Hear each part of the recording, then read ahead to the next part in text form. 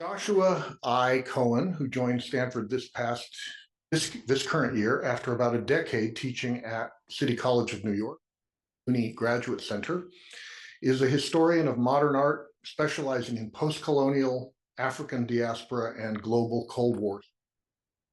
His research and teaching explore how modernism is articulated across West and Southern Africa, Europe, the Caribbean, and the United States.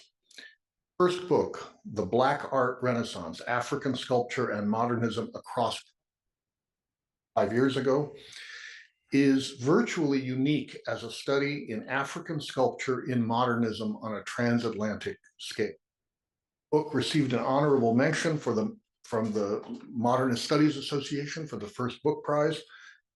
His current major project, provisionally titled Art of the Opaque, African Modernism, Decolonization, Global Cold War, follows a group of artists and intellectuals, figures who straddle political, aesthetic, a couple of figures from Senegal, South Africa, Guinea, and other countries, as they develop a presence that moves between African diaspora sites around the world. Like the first book, Art of the Opaque, is likely to be a groundbreaking study of not just artists and their discrete works, but especially the connections that make their art possible, that enliven it behind, out of which their work comes. And perhaps we might think of the project as a kind of history of a cultural moment, the age of decolonization and the Cold War, told with African art at its center. Coming to Stanford at a time when African thought is not only studied here more than ever, but represented in institutional forms more than ever before. Just locally at the Humanities Center, I think of one of our research workshops that ran for the last several years and we're producing knowledge in and of Africa, but also of our current 15 workshops, 4 or 5 of them are active materials. Josh Cohen will, I trust, find that he encounters at Stanford a multidisciplinary group within which he can have a very strong influence. And with that spirit, I hope you will join me in welcoming him today to the SHC and welcoming him to the Stanford Humanities community. Welcome, Josh.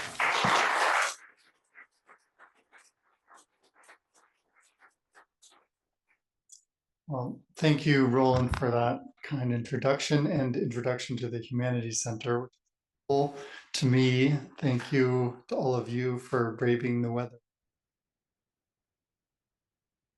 Thank the Humanities Center again for the invitation, especially the Art and Art History Department for bringing me here and giving me such a warm welcome.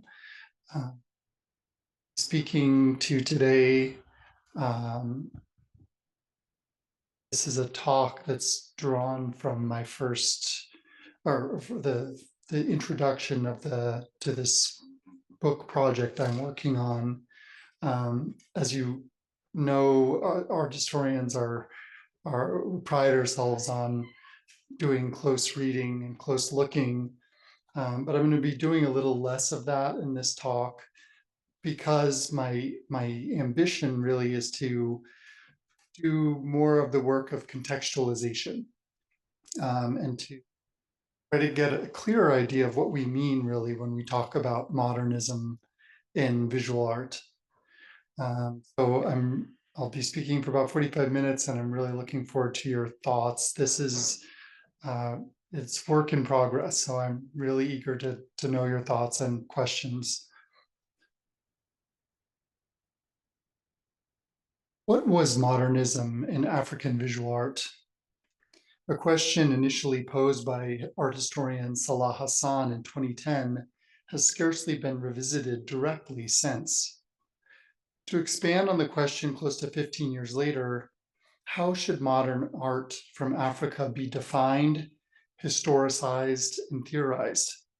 And what is at stake in situating African modernism beyond discourses of alternative or multiple modernities as Hassan and others have sought to do. Even basic terms like modernism or African modernism remain open for discussion and cannot be taken for granted. How are we to understand these terms? And how much credence should we give them when keeping in mind that African artists and critics rarely use them and referred instead to contemporary or new African art? Early projects in modern African art history, a field that emerged around 1970 and gained momentum starting in the 1990s, mostly took the form of continent-wide surveys before scholars began researching monographs dedicated to individual artists and nation states. Over 5 decades of activity, specialists have ended up devoting more time and energy to documenting and defending African modernism against prejudice assessments than to contextualizing and defining it, a lacuna that my talk today seeks to remedy.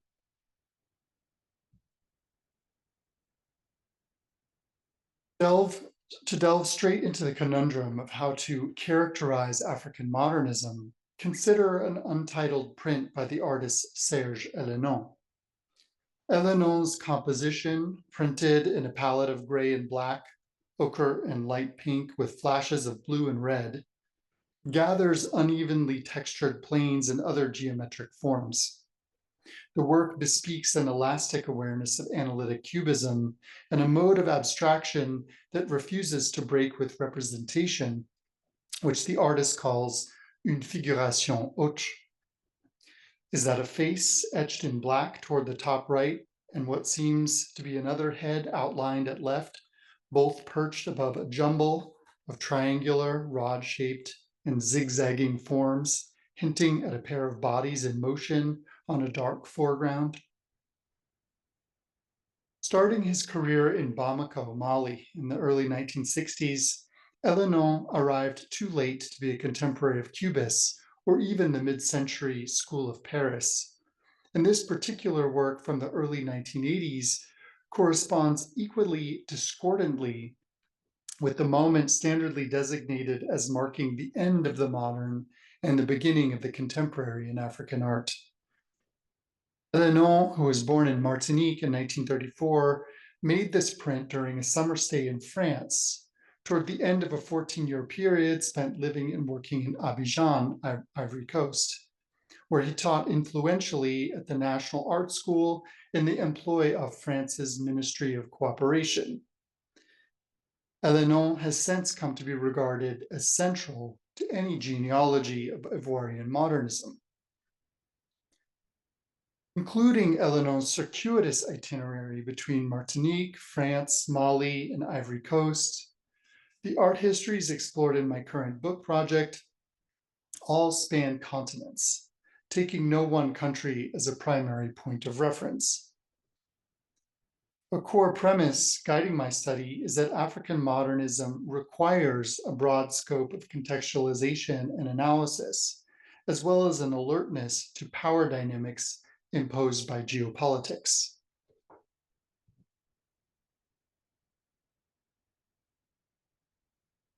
Based on research conducted in West Africa, South Africa, Europe, and the US, the book's 4 chapters engage the work of multidisciplinary practitioners who consistently crossed boundaries separating nations, cultures, and artistic media.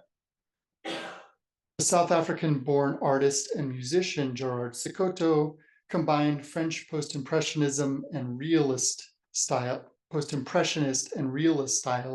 in his paintings of the 1940s in Joburg, Cape Town, and Pretoria before moving in 1947 to Paris, where he made a living more by playing nightclubs than by selling art, and suffered recurring bouts with alcoholism and depression. The Guinean polymath Foad studied and worked in Senegal in the 1940s, published poetry and plays, and led several dance orchestras, then founded 2 Paris-based internationally touring performance companies, and held ministerial posts in Guinea starting in 1947. He also helped implement a socialist national culture system in Guinea only to be suddenly arrested and executed without trial in 1969. The Senegalese-born intellectual Alioune Diop, who directed the Paris-based journal and publishing house Présence Africaine, spearheaded a series of Pan-African conferences and festivals encompassing colloquia, performances, and art exhibitions starting in the mid-1950s, and adopted a professionally sustaining politics of liberal humanism and non-alignment. The Martinican-born Elenon was a pivotal figure linking the Abidjan-based Black Caribbean School, a collaboration with other Martinican artists based there, and the rebellious spirit of Vovo, forged by younger Ivoirian painters who gravitated toward multimedia abstraction under Elenon's teaching. Both movements developed between Ivory Coast and France in the 1970s and 80s before the miracle Ivorian economy ran into trouble, disrupting the fortunes of artists, among many others, and setting the country on a path towards civil war. Given these wide-ranging trajectories, I identify African modernism as a constellation of practices that cannot be marked out as emerging solely from African context. The work of creatives who often spent as much time traveling or living abroad as they did in the places where they were born, African modern art, I argue, belonged to a larger modernist firmament. I am hardly the first to register dimensions of African modernism that were varyingly transnational, international, transcontinental, transatlantic, or, to consolidate terms, global. Indeed, Hassan noted in 2010 that, quote, the African modernist experience is by definition transnational and a product of global experience, end quote. And Maureen Murphy recently devoted a scholarly monograph to exchanges between Senegal and France. Overall, though, projects in the field have tended to treat such features as marginal to national stories of art, aligning African modernism with anti-colonial nationalism and independence. A global framework, the one that I'm proposing to put in place here, offers an alternative orientation to a field dominated by studies that take the nation state to be the major site, progenitor, and raison d'etre of African modernism. This is not to deny the many reasons to attend to the nation state, which emerged on the African continent as a consequential container and broker for life after colonialism, and which often played an outsized role in art's patronage. A global framework, far from bypassing the national level, rather serves to relativize that level and place it within a wider field of world affairs. Stimulating our thinking with two photographs, one of Alioune Diop at the first Congress of Black Writers and Artists in Paris in 1956, and another made 40 years later by the Ghanaian studio photographer P.K. Apagia, we can consider working against the grain of rigidly anti-Eurocentric imperatives in postcolonial and decolonial studies that target false universals, but inadvertently draw scrutiny away from the enduring power and pull of the global north. We may instead take cues from scholars including Gary Wilder, Edom Getachew, and others whose methods prioritize effectively deprovincializing the provinces rather than provincializing Europe, to explore how subjects from the former colonies laid claim, or colonies or former colonies, laid claim to historical centers of power and notions of globality. At the same time, it would be irresponsible not to concede that what Getachew calls anti-colonial world-making did not exactly yield its desired outcomes, and that the world following African independence came to be haunted almost immediately by what anthropologist James Ferguson calls global shadows. In his 2006 book of that title, Ferguson cautions that, in his words, the culturalized and relative notion of modernity tends to allow the material and social inequalities that have long been at the heart of African aspirations to modernity to drop out of the picture.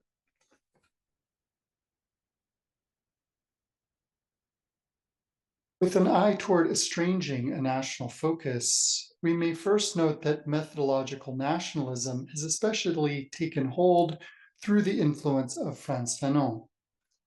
By the 1980s, having attained the status of an iconic theorist, the posthumous Fanon came to be widely cited in matters ranging from the psychology of racism to the mechanisms of colonial rule, to third world liberation struggles and colonial discourse analysis, among other topics. As early as 1991, the pattern of projecting so many different kinds of concerns onto the work of Fanon prompted Henry Louis Gates Jr. to describe the Martinican writer as a Rorschach blot with legs.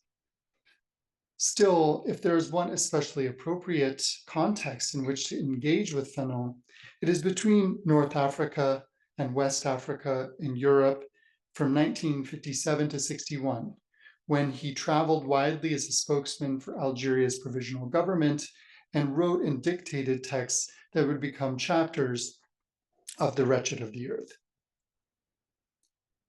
On national culture, an essay developed from a speech Fanon presented at the Second Congress of Black Writers and Artists in Rome in 1959 and expanded in The Wretched of the Earth, outlines several successive phases or stages in the cultural development of colonized peoples toward a new world order.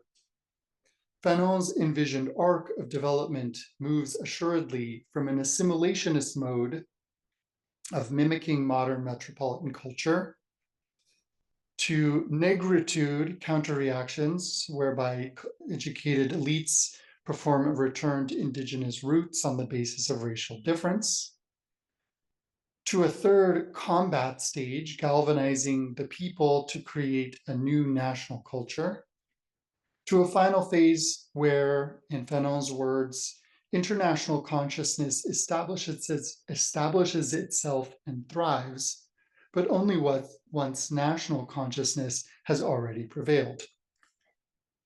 Fanon's biographer Adam Schatz observes that On National Culture exemplifies Fanon's own modernist sensibility in its way of privileging reinvention, transformation, and novelty over any sense of duty to cultural tradition.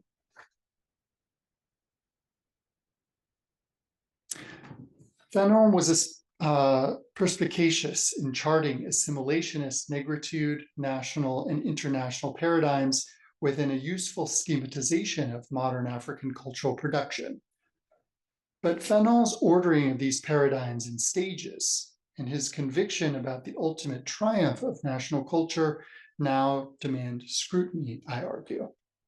In fact, these paradigms never were confined to separate moments, and the earlier ones in the sequence no longer appear as backward and accommodationist as Fanon believed. Assimilationism, as art historians Olu Ogibe and Chika Okeke-Ogulu have each shown, served some artists as legitimate politics of postcoloniality avant la lettre. Painters such as Aina Onabalu from Nigeria mastered naturalistic portraiture to demonstrate skill and intellect, as well as a more generalized capacity among Africans to attain such levels of proficiency. As for negritude, the movement that started in Paris in the mid-1930s extended its life at least through the 1970s, with both national and international dimensions.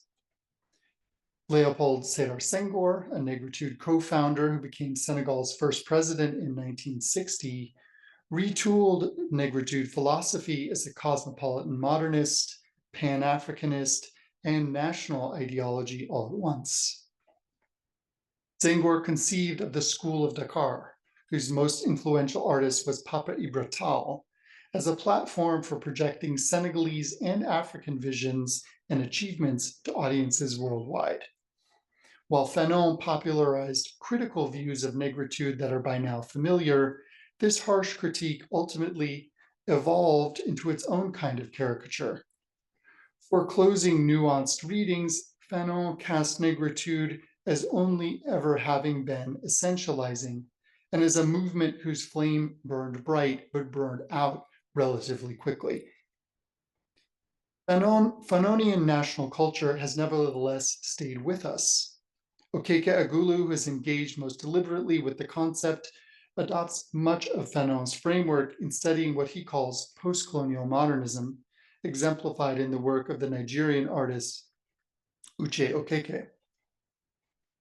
At the same time, Okeke Agulu argues that Fanon's lens was limiting insofar as it measured success solely on the basis of militancy and popular appeal, never considering the role of an avant-garde politics of form.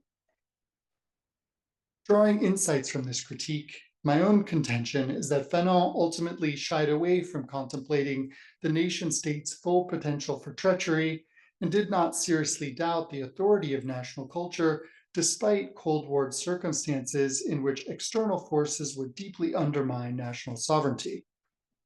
My purpose then is to foreground rather than minimize the interlinked national and international tendencies toward the construction and manipulation of culture to political ends. Building on observations by art historian Annika Lenson, I argue that assimilationist, negritude, national and international modes of artistic production all carried distinct logics, but did not evolve from one phase to the next in the neat progression laid out by Fanon. At worst, national and international spheres served modernists roughly in the role of a rock and a hard place. At best, the dividing lines between the two spheres were porous and politically fraught. Sokoto escaped the national terror of apartheid only to live abroad without a country to call home. Keita's artistic activities were international before becoming national, despite Fanon's paean to him on national culture, and Keita met his demise at the hands of the state to which he had devoted his life. Diop organized Pan-African events, both prior to and following the national independences that Fanon believed could singularly enable international exchanges, while abandoning a career in politics left him hovering or stranded between national and international arenas. Elenon and his collaborators roamed consistently across contexts, seemingly without differentiating between the varyingly accommodating and oppressive nature of the state from one country to the next. Although largely deferring to Fanon on matters of nation building and race, art historians have shown less interest in his commentary on what we might call provisionally a neo-colonial world order in the making. In his chapter on violence in The Wretched of the Earth, Fanon described a paradoxical situation in which, quote, the apotheosis of independence becomes the curse of independence. The formerly colonized territory is now turned into an economically dependent country. In a journal entry from a mission to Mali in the summer of 1960, Fanon expressed apprehension about new developments in which, quote, the United States had plunged in everywhere, dollars in the vanguard, with Armstrong as herald and Black American diplomat scholarships, the emissaries of the voice of America, end quote. What is Fanon alluding to here? His comments clearly address processes of decolonization, which have been established as inseparable from the concerns of African modernism. But whereas Fanon excoriated the compromises demanded of African leaders, art historical narratives have accepted a more sanguine view of independence as a fait accompli, with modern art taken to visualize the values of self-determination for new nation states. In the wider discipline and in the art world, a fresh wave of interest in decolonization in recent years has generated wide-ranging dialogue and debate. Urgent calls to decolonize museums and art history have importantly highlighted ongoing inequities at the level of canon formation, epistemology, institutions, and approaches. And yet, as welcome as and illuminating as these developments clearly are, they have largely remained focused on the contemporary and especially on Western institutions and practices. Decolonization in this context has come to connote everything from increased diversity to rejecting token inclusivity to a critical orientation transcending postcolonial studies to the removal or defacement of statues, all reflecting the ambitions of a general upheaval of sorts whose main tenets have nevertheless, in the words of art historian Saloni Mather, become so ubiquitous, diffuse, and nebulous that they risk becoming emptied of meaning.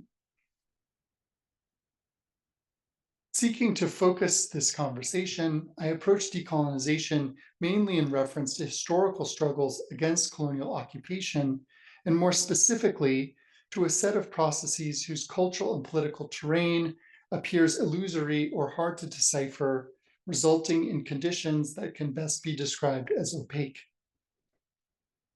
Difficulties in mapping the terrain of decolonization stem partly from the way in which former colonizers and Cold War superpowers made Africa a contested arena of geopolitical influence.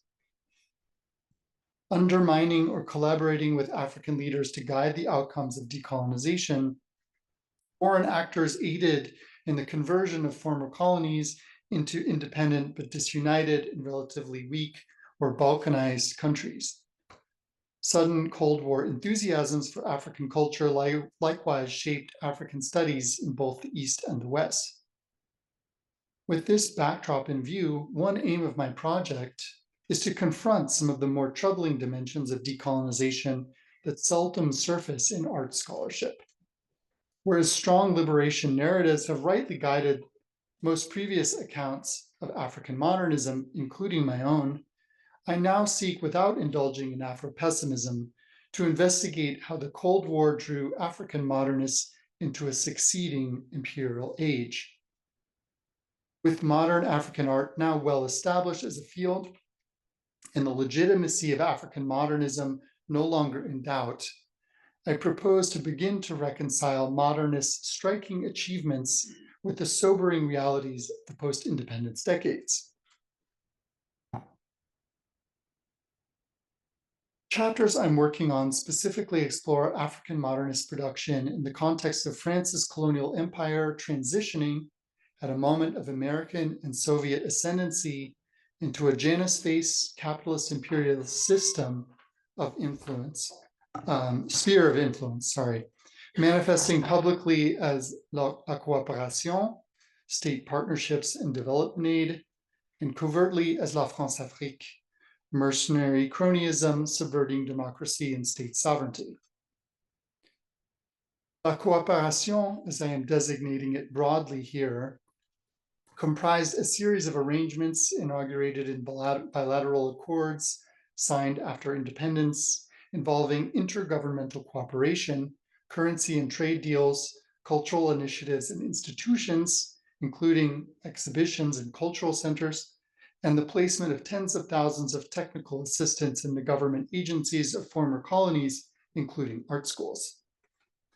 La France-Afrique, a phenomenon exposed through the activism and scholarship of François-Xavier Verschave, among others, comprised a far-reaching yet low-profile system of alliances between French government officials, multinational corporations, and African elites.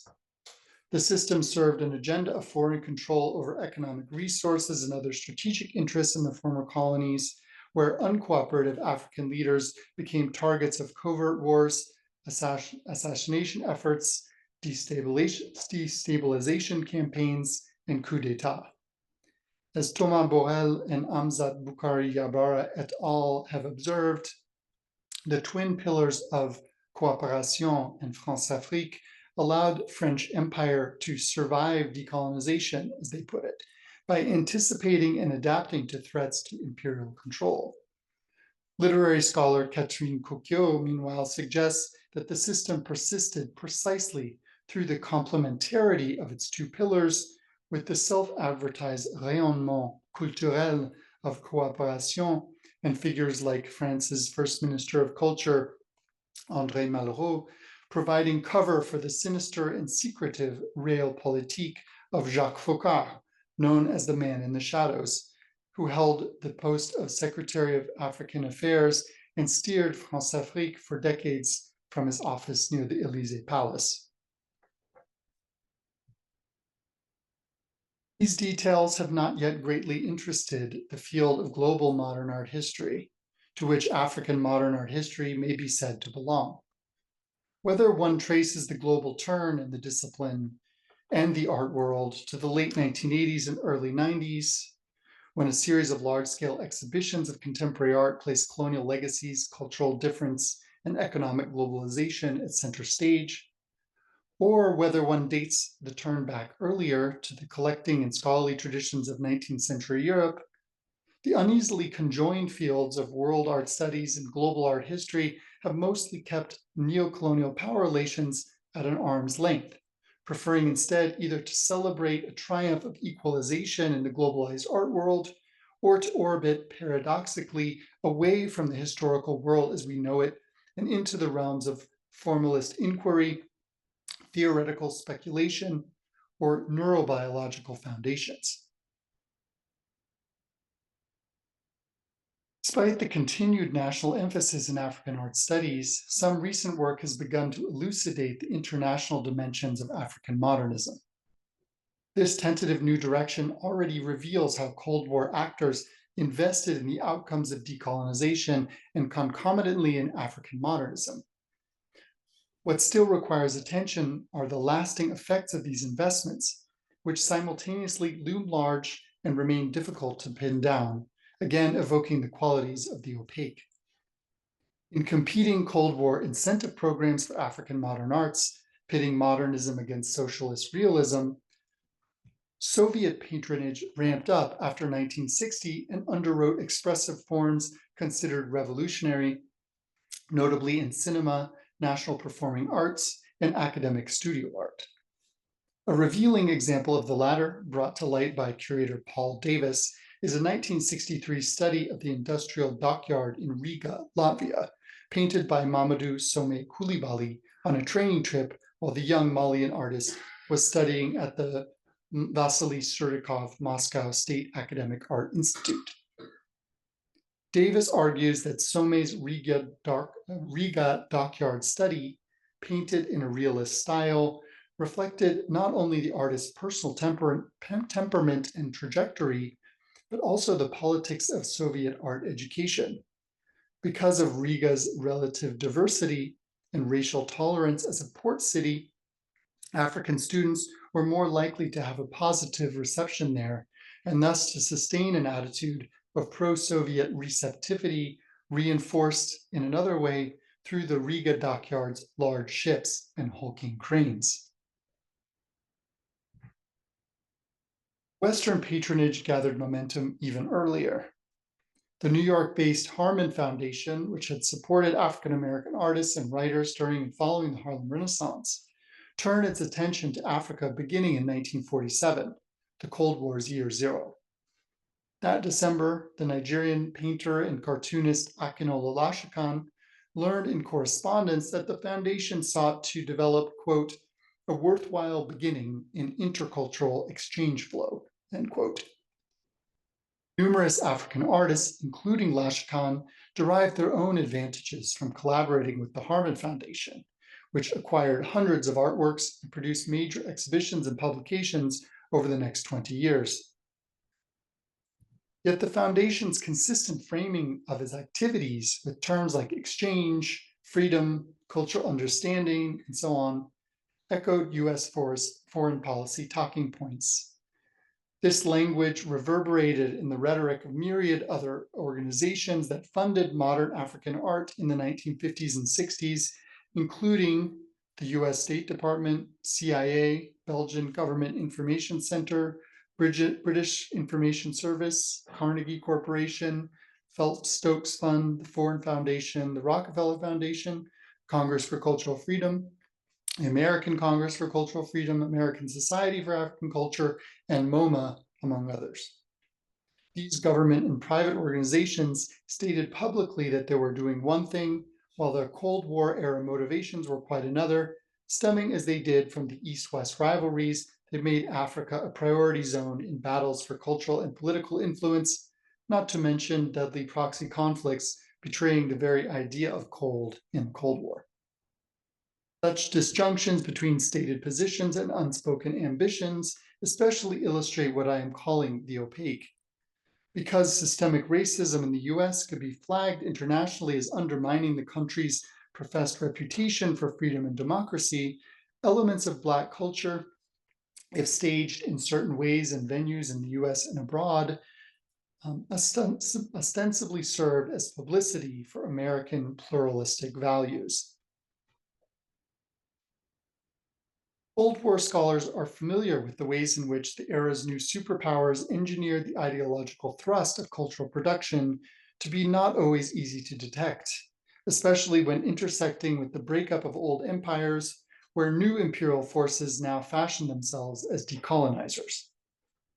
The best known opaque art in this context is still abstract expressionism, or ABEX, with its recuperation of the so-called primitive, drawing on surrealism and Native American arts, doubling as a repudiation of totalitarian attacks on so-called degenerate art, and thus lending America an aura of openness toward the cultures of the decolonizing world.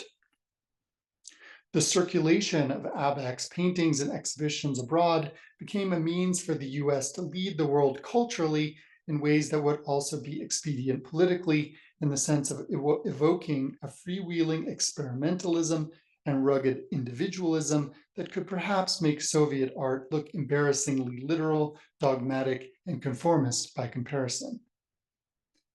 For a country of epigons to become a cultural powerhouse, American liberal institutions saw that a major geographical reorientation was needed, not only in moving the art world center from Paris to New York, as art historian Serge Guilbeault has argued, but also in engaging differently with the world's alleged peripheries.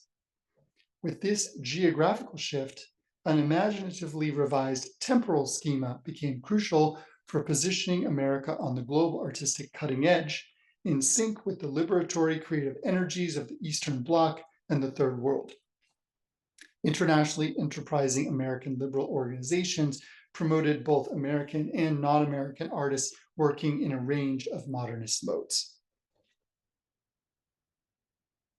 The ambiguities of foreign agendas can be seen embedded in African sites of modernist production alongside the ambiguities of decolonization. The best documented case of opaque Western patronage centers on Black Orpheus, an Ibadan, Nigeria-based magazine of modern African art and literature founded by the German expatriate Uli Bayer in 1957 and funded by the CIA-backed Congress for Cultural Freedom starting in 1960. Although the first visual artist to be featured in Black Orpheus was an Austrian woman, Susanne Wenger, Bayer's wife at the time, whom Bayer praised for channeling the mysteries of traditional Africa, the magazine also reproduced works by African artists that might be described as anti-colonial, such as Damas Nwoko's Nigeria in 1959 from 1960. Okeke Agulu reads this painting as a poignant commentary on the transition to independence for the way it shows Nigerian military men lurking behind tired old British officers. Nevertheless, Nwoko's painting and the moment it commemorates also carry an aura of the opaque as I read it. Are the Nigerian officers preparing for revolution, or are they poised to take the place of the British, to whom they remain allied? Similarly, Black Orpheus undoubtedly brought opportunities and visibility to the work of a new generation of artists, and in some ways espoused anti-colonial sentiments. Yet scholars Sylvester Ogbechi and Mabe Long have each scrutinized how Bayer published many literary and critical texts under a variety of fictitious and potentially offensive Yoruba aliases. Although Okeke Agulu has rightly assessed Black Orpheus as a major venue for postcolonial modernism in independence-era Africa, its expat director made a practice of posing as African while taking money on the sly from the CIA. The full extent of this history, Ogbechi notes, remains opaque to most scholars.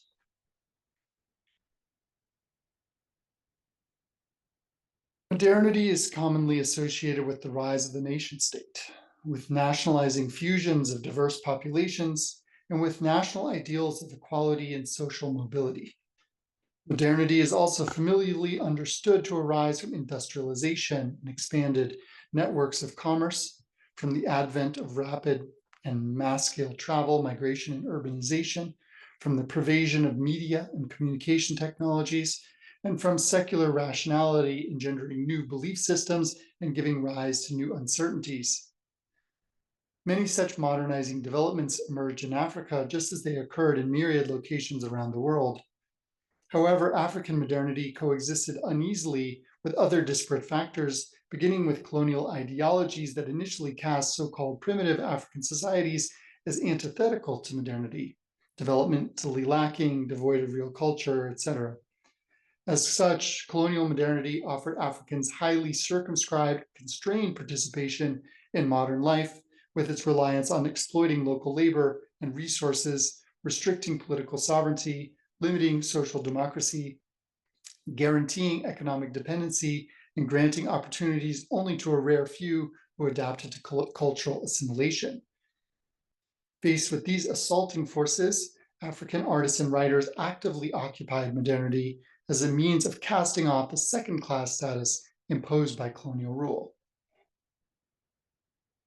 Within this context, Afro-modernist practices are further characterized by displacement, or by the ways in which artists source elements and styles were consistently recontextualized from their sites of alleged origin.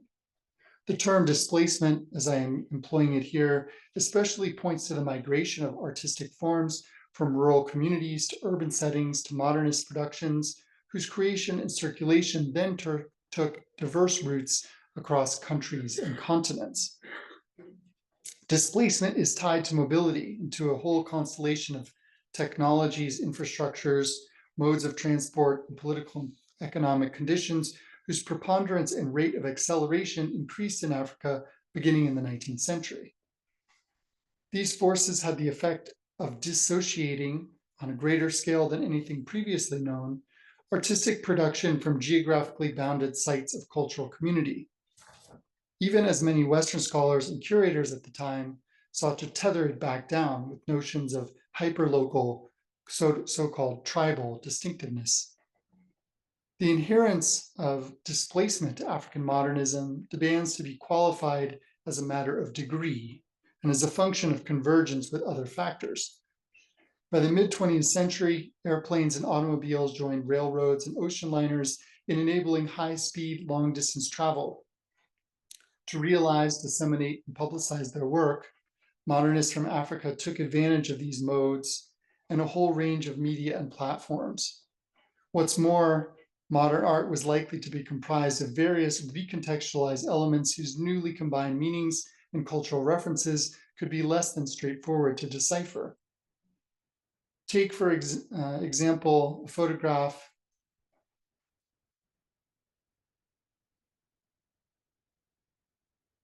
of the Guinean performer Kerfala Yansane, which captures the artist not in Guinea in a ceremonial context, but on a proscenium stage in Europe, most likely in Paris, where his compatriot Foad founded a theater company in 1949. Yansane here plays the role of the son of Bigelow, billed as the big chief warrior of the Casamance. Casamance, of course, is not in Guinea either, but constitutes Senegal's forested region south of the Gambia. In Casamance, around the early turn of the 20th century, the anti-colonial resistance leader Djinnabo Bassène, also known as Bigelow, meaning elephant in Jola, fought off French incursions until his death in 1906. Around 1939 and 40, Bigelow became the subject of a play written and performed by the Casamance intellectual Assane Seck and some of his fellow students at Senegal's École William Ponty. Foad, who started at Ponty just after this play was first produced, eventually drew inspiration from it to stage another version of Bigelow in Europe. What we see in the picture of Kerfala Yansane then is a staged photo of a staged performer in Europe playing the son of a turn-of-the-century Casamance anti-colonial fighter who was honored in a play by a Senegalese intellectual and later adapted by a Guinean artist. This hints at what I aim to register with displacement, a concept that troubles longstanding notions of African authenticity as instantiated in tribally designated maps and display modalities. No longer circumscribed by the ethnic community of a rural village that is presumed to be the site of cultural purity, and no longer confined either to a vitrine housing an isolated object in the accepted recontextualizing space of the museum, Keita's project is rooted through forms of expression that are all at once literary, visual, and performance-based. Also, the mask in the Yansene photograph has been displaced. It seems to be of Mande origin, its style resembling that of a Maninka Konden society mask from Eastern Guinea or a Bamana and Tomo Association mask from southwestern Mali. But the mask in Yansene's hand was likely one made for export, something sold inexpensively and then used as a convenient stage prop. What emerges from this example is an imperative to analyze African modernism in relation to other spheres of activity, both creative and political. On the creative plane, the contingencies of modern artists' personal experiences combined in each case with an endowment of material cultural resources that might be called indigenous, local, traditional, or pre-colonial. At the same time, African artists encountered diverse iterations of modern art and culture from Europe and elsewhere that may have been tainted by associations with legacies of colonialism, yet whose histories and visual idioms could also be studied and redirected toward different ends. And if African modernism requires a more focused definition than art produced under modernity, it suffices to add that African modernism's medium is also modern, meaning that its range of formats and mediums typically arrived in Africa starting only as early as the 19th century and were introduced more often than not by way of global industry and commerce. As such, Africa's moderns invested in something like the European historical avant-garde's embrace of experimentation and loss of faith in antiquity, except that they almost always paired this forward-looking attitude with a quest, which I would resist calling primitivist, to valorize expressive forms that colonialism had denigrated or fossilized.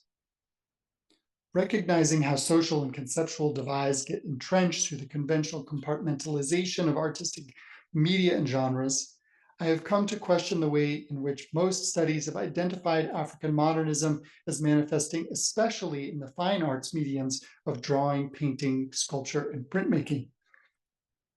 My project differently conceptualizes African modernism as a cross-media and cross-genre phenomenon. The oeuvres of the artists I study attest some of the distinctive ways in which interlinked artistic and political concerns guided African modernist practices, while medium and genre distinctions often blurred or dissolved completely, partly because classificatory orders were never so commanding in Africa as they have tended to be in the West. Modernist practices fused visual, literary, performance, and other arts while depolarizing high and low, elite and popular spheres of production and giving rise to new genres, the ballet, the conference and festival, and mixed media painting and assemblage. Through a global framework, I reckon with a formally and culturally heterogeneous, yet politically and thematically continuous range of modernist histories whose protagonists were varying combinations of painters, musicians, writers, performers, impresarios, activists, and statesmen.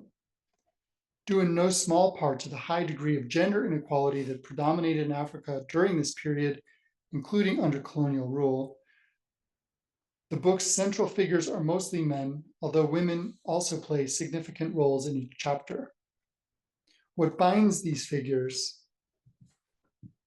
are their border-crossing trajectories and their sustained commitments to the politically attuned creative endeavor that I am calling African modernism.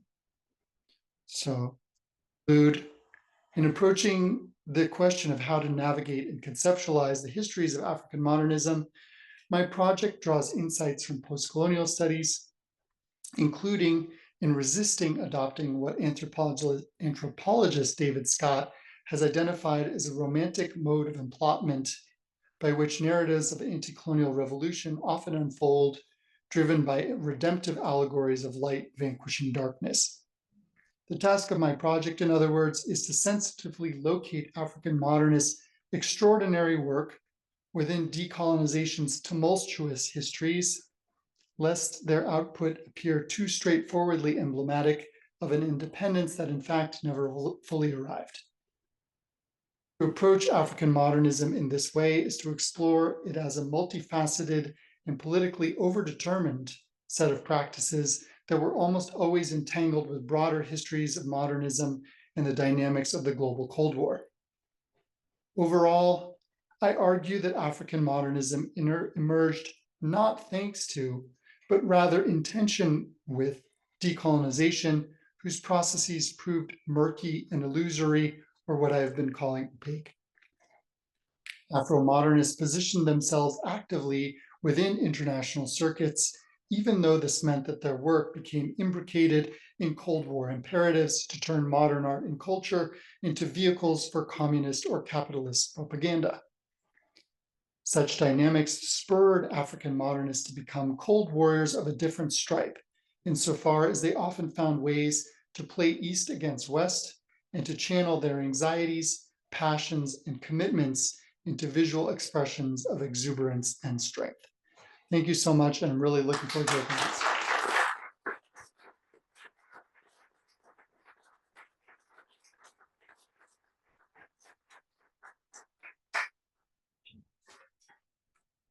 So I'm told there is no moderator for questions, so please feel free. Thank you again for listening. Joshua, thank you so much for this very beautiful account, and thank you. Unfortunately, I have to leave shortly now, but I wanted to ask a question. What does the art market, how does the art market fit into your account? Who are the patrons of this art? You did mention the CIA funding Willie Byers' Black Office. So that's obviously a market, but who are the patrons of this? And these variant forms of patronage impact the flavor of African modernism. That's really my. Thank you so much, Atta. It's a great question. And I think to ask the question of the market is pertinent almost anywhere in art history, because it's a discipline that sits sometimes uncomfortably adjacent to the market. But I think that the rise of interest in contemporary African art, starting at around the end of the Cold War, was particularly important for a couple of things. One, an understanding of a shift from a national to a global orientation that would lead many to, I think, and in some ways rightly, characterize this period that I'm discussing as a period of national independence that would be supplanted by another period of sort of neoliberal globalization. But the fact of the matter is, as I'm pointing out, there were different forms of patronage that I think were different from market patronage. In other words, the giving of money as opposed to establishing platforms for artists to flourish on the market, and that those forms of patronage sometimes were national, but they were also, in many instances, coming from international sources, from both the East and the West, as I tried to suggest, although I only gave the one example of Eastern patronage, and my own study and my focus is more, not aligned with per se, but situated within the West. So, I mean, I think one can also, although one might lament the structural adjustment leading to the loss of, funding for cultural policy and arts patronage, there were also things about national patronage that I think were quite important, and in the way that they existed separate from the free market as it exists now is sort of what dominates. So I think this market, sort of the rise of the market in the global art world has also, I would say, informed the way global art history thinks about itself and thinks about questions of the global, and is seen as a sort of triumph of equalization, as I was mentioning. I think that one of my interventions is to try to say there are different valences of the global. You might call some of it international, there might be other terms for it, but that the global is more than just sort of the rise of the neoliberal marketplace following the end of the Cold War. But I hope I answered your question. Yeah, thank you. We'll talk. All right, sounds good. Thank you.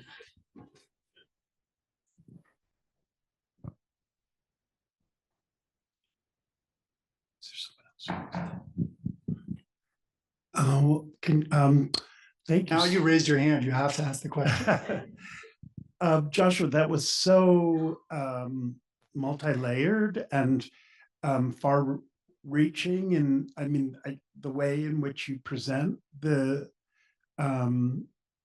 complexity of African modernism, and so I could see it as the introduction to a book. I almost wonder whether there's one or too many layers, but that's a conversation we can have privately. But anyway, but my question for public that I wanted to ask is about your subtitle. Could you say the subtitle again of the book? African Modernism, Decolonization, and the Cold War. Oh, sorry, not the subtitle, the title. Art of the Opaque. Yeah. I wanted to ask about this word opaque and opacity, which you use, I think you say at the end, you reiterate, to sort of the unseen processes of decolonization. Is that sort of more or less correct? Yeah, or the elements that are difficult to see from a sort of official vantage, let's say. Right. Yeah. But in a book about African modernism, the word opaque or opacity is going to necessarily summon race specifically, I think. It did for me. So I'm just sort of thinking on the poetics of the word, for good or ill, are going to bring up issues of darkness and difference, or visibility and incomprehensibility, the lack of visibility rather, or the difficulty of seeing and of understanding. So I just wonder if you've thought through, it's a beautiful title, but when you said abstract expressionism is opaque, I had this kind of, is an example of this opacity, I had this kind of cognitive dissonance, and I realized it was my own racial imaginary that was working the word opaque onto African modernism, but not Pollock's modernism. An excellent question. I think there might be two associations that you're referring to. One would be the kind of old prejudice trope of the dark continent or whatever. And then the other would be the contemporary strain of theory within which Glissant is a key figure, and the idea of opacity is something that, as a right, that as a way of resisting a kind of oppressive will to render transparent on the part of, let's say, an ethnographic perspective coming from the West. So it could conjure two very different associations with Africa and diaspora and history and thought. One thing that, and this is the tricky thing about introducing the term, that within a limited space, I'm hoping to either extend the introduction or to deal with this all in the epilogue. You can give people, I'm open to suggestions on that, but I think my feeling about, I have two feelings. One is African art history as a field, not just modern art history. I think the whole field has geared itself toward combating stereotypes, to the point that there's an interest in touting successes that were actually mixed historically. And that's where I'm bringing in the complexity of decolonization. So to what point does that imperative to undermine stereotypes itself become a rigid mandate that would erase or sideline very consequential historical factors that we need to think about? And I would make very clear, and maybe I didn't make clear enough, that when I'm talking about the opaque, it has nothing to do with artists' own identities or practices or the spaces in which they work in Africa. It's more this international space that's quite politically overdetermined, as I said. But then the other thing is within that trajectory of glissant, which is an enormous literature. By now, it's almost an industry. And I'm admittedly a little skeptical, but I almost hesitate to say that because I haven't read enough. But my feeling about it is that by locating opacity in the individual person, as opposed to thinking about the mechanisms by which power assumes opacity, there's only one dimension of world history, let's say, or the history of decolonization that's being addressed. So my approach is not, my aim is not to sort of overturn glissant, but rather to suggest another way of thinking about opacity, which I'm calling the opaque, to try and differentiate it. So rather than calling it opacity as a quality inherent in someone, it's a quality engineered by institutions and political aims with which artists had to contend.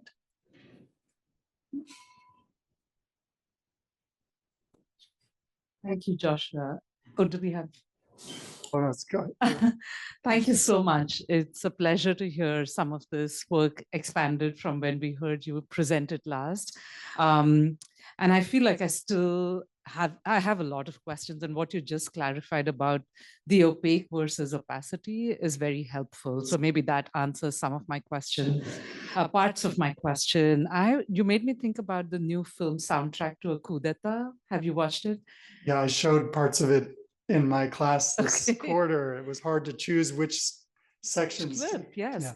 Yeah. And for those who haven't watched that film, it's about kind of US Cold War investments in Africa, kind of being done through musicians. In that case, CIA agents planted alongside, say, Dizzy Gillespie, even as they're plotting Lumumba's assassination, for example. But I was also then thinking, I don't know the scholarship very well, but I've heard Bhakti Sringarpure present on Cold War and literature, and the US kind of promoting the little magazines kind of movement across Africa and Asia also in this moment.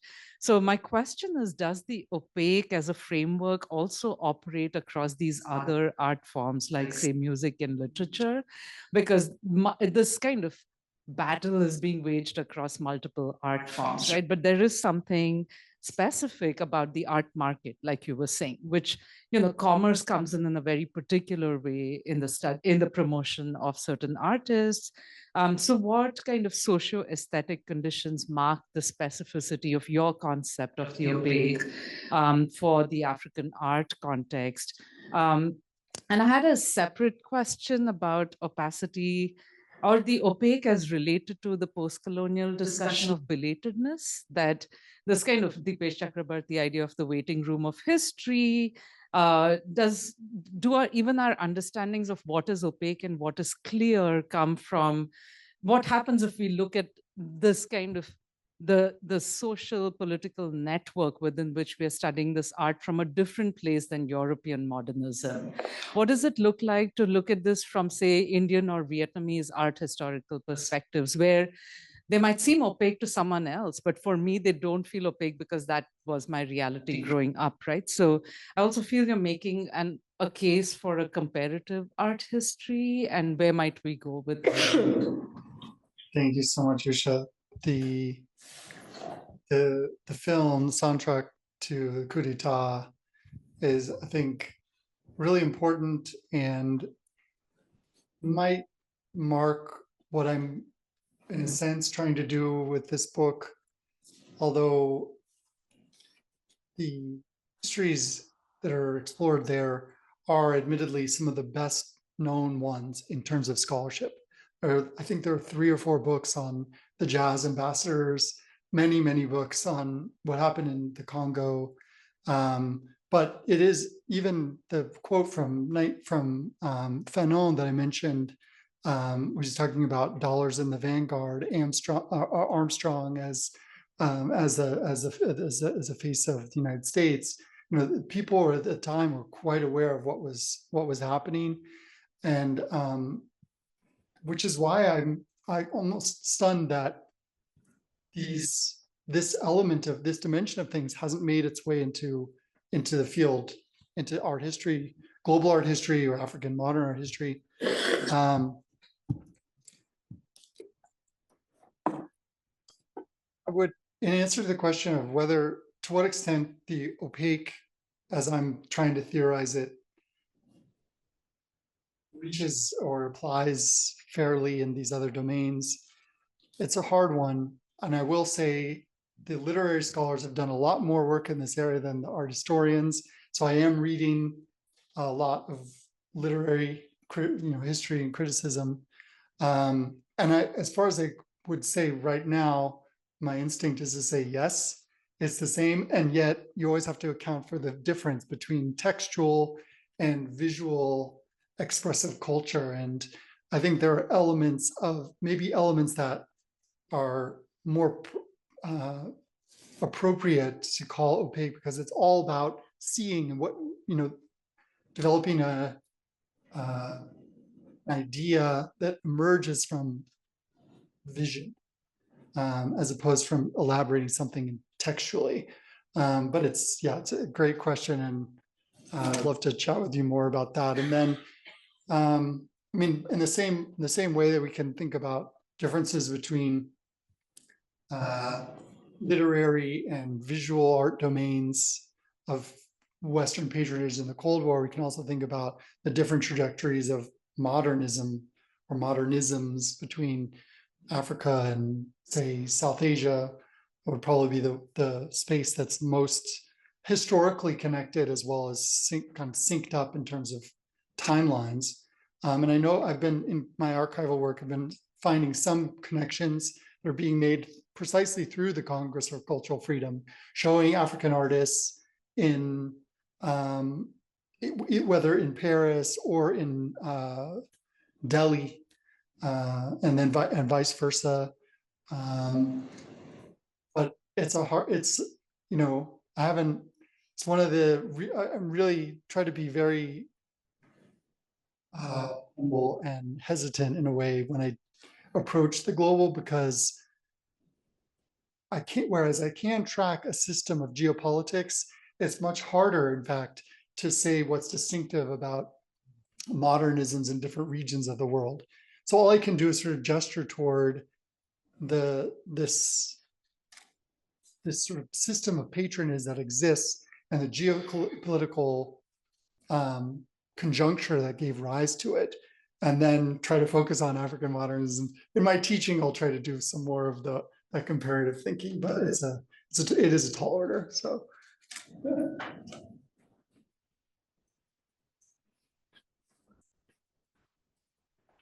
Thank you so much, Joshua, for your talk. I have so many questions and comments. I'll try to be brief, and we can always talk later. I was also had questions about the opaque, but mainly when it comes to all the other terms you've used to think about the complexity that you've just so beautifully described: displacement, ambiguity, and this instability, right, that you're describing. And I'm thinking, perhaps there is an answer here through through internationalism, because these writers, especially Foad, Fanon quotes his poem Aube Africaine in the chapter you mentioned, specifically because of the aesthetics. And Fanon touts it because of the so-called transparency of the poem. And then his work is taken up by people who, I mean, young revolutionaries, I would say, aesthetically, who didn't want to subscribe to modernism as an aesthetic, right? And used that as a way to push back against modernism, the modernism of negritude, for instance. And this debate happens on the pages of Présence Africaine. And I'm thinking, you know, your conclusion hints towards, you know, what modernism really means in this context. And I think you're onto something there. So I urge you then perhaps to look at these debates in the literary side, as you mentioned, because they have been questioning the very modernist, I would say, nature of some of these works. So that's one. The second thing is, I remember reading Joey Slaughter's piece.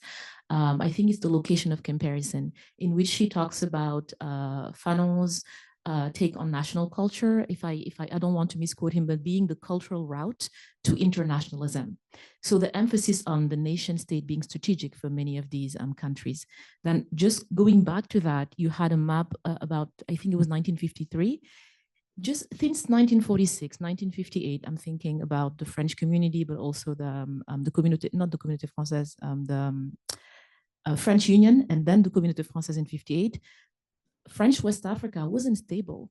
They were in federal-like structures and imagining futures as federations. So the nation state was not necessarily a desired future for someone like Senghor.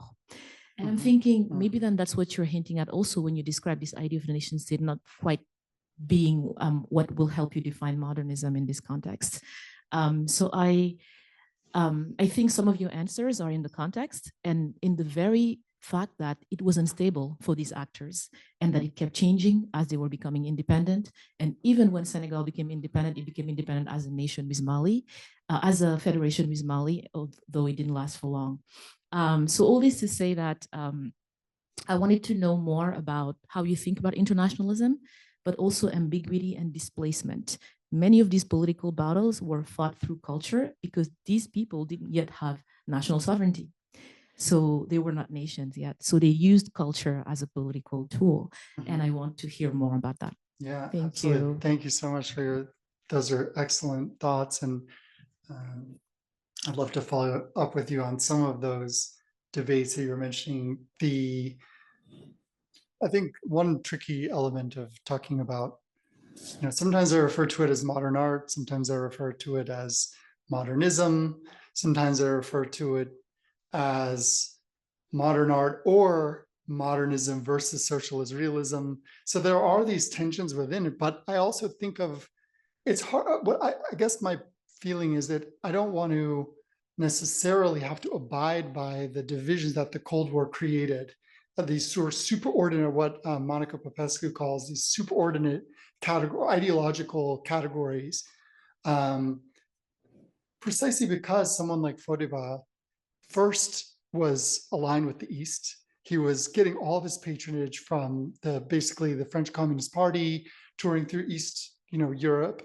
And then when the crackdown started to happen, especially in Côte d'Ivoire, but the RDA basically turned from being the most radical interterritorial party to the closest ally to the French. Then, Foad recognized, I think, made a pragmatic decision that he can either he better maybe change lanes, and he started to ally. He actually got money from the AOF, from the government of French West Africa, for a big tour that he did in '55. So, did the artistic quality of his project completely shift? Absolutely not. But his funding sources changed, and so that's what's tricky about it. And then I also think about socialist realism, even whether in painting or in literature, as a form of claiming modernity, even though the style is different. There are different aspects of it. But I guess the other crucial thing that you're bringing up with Fanon's citation of Foad's poem, African Dawn, is that it's a poem that references a massacre that took place in Senegal, which you know well, that was, I think, one of the aspects of Fanon's reading that I most agree with and as important and defining of Fodeba's project, which is that rather than look toward a sort of vague, indistinct, timeless past, the way the Negritude poets had a tendency to do, he was looking toward a very distinct, recent moment that was galvanizing. And how he reads that as strictly national, I'm still a little bit baffled. And I also think that Fanon wasn't necessarily aware. Fanon, we like to treat Fanon as like omniscient or something, but he just didn't know everything. And he didn't know, I don't think he was really aware of or maybe he wanted to cut it out, the prehistory of Fodeba's troupe as, based in Paris, a little bit sensationalist in some ways, I think, especially once he got hooked up with this kind of sleek, production manager. So things that, didn't fit with Fanon's vision, he either cut out or ignored. So there's so many complexities to this. And I feel like I've already been going on for a while, just trying to answer like a teeny bit of it. So, but it'll be interesting to talk more. Thank you. Okay. So thank you so much for your talk. And not only do I look forward to the book, but perhaps there'll be an exhibition at the Cantor at some point on African modernism. So I have two questions for you. So one, you did mention the plural modernisms at some point. And so I'm wondering, is your argument that this is a particular form of African modernism, or are there actually multiple African modernisms in terms of setting aesthetics that are coming through? And then just the second question, and you can pick whichever one you want. I wonder if you could talk us through how you picked these four particular people to focus on, because to a certain extent, the common thread that you said is one of displacement. But what happens to artists who do stay in their region or on the continent and whose market is perhaps intercontinental, interregional, inter-nation state, whatever you want to say? And what does that say, again, for the multiple forms of modernisms and aesthetics that may be coming through? Thank you so much for those questions. You've hit on both of those are key issues. The modernism, singular or plurals, one I go back and forth on all the time. It's both, I think. Each of these have, in the same way that social realism or socialist realism and, say, abstract expressionism are two sides of a modern art project, you could say. I would say even these differences between these artists are significant, and yet they're participating in something that I think is, maybe you could call it something like a common project. But I'm very much open to, strong thoughts one way or the other. It's important. I have heard people say it's very important to say modernisms plural. But then with respect to your second question, the reason that I'm emphasizing so much these peripatetic artists and who worked internationally is mainly because all of the studies that exist so far frame modern art production and their artists so clearly and unequivocally in national terms. Maybe not unequivocally, maybe I'm exaggerating, because they'll often make that remark that there's a transnational dimension. They'll note how artists often traveled a lot in Europe before independence, but then they came and they settled, and that then the history of modernism in X country could begin. And so it's not so much to deny that way of writing or that way of conducting research or organizing a project, but to question how that one paradigm might be limiting, and artists like these have fallen within the cracks. And to your question about how I choose these ones, I suppose I just started thinking about artists who had who were in that category of falling between the cracks. There were also other factors. My first research that I did in Guinea, in Africa, anywhere, was in Guinea back in 2003, 2004. And I was starting to work on the history of the ballet. And at that time, I realized that it actually starts earlier than Guinea. And I've been trying to piece together the history of Foad ever since, because it's so difficult. And he had an amazing archive that was, unfortunately destroyed by Sekou Touré's government when he was arrested. And